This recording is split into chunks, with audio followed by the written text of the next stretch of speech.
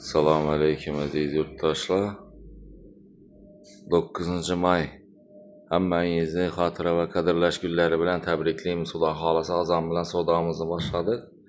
428 kilo geldi öküzümüz. Go'shtlarimiz yana naqshli narsa.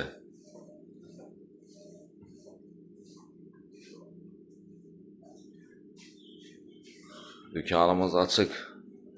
Hammangizni bayramlaringiz bilan tabriklayman. Go'shtlarimiz narxlari bilan tanishtiradigan bo'lsak, bugundan boshlab go'shtlarimiz 115 ming so'm. Öküz go'shti. Gelaverasa dükkanımızda kutamiz.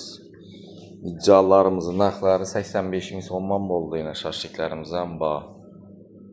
Gömə bərəklərimiz ham bor.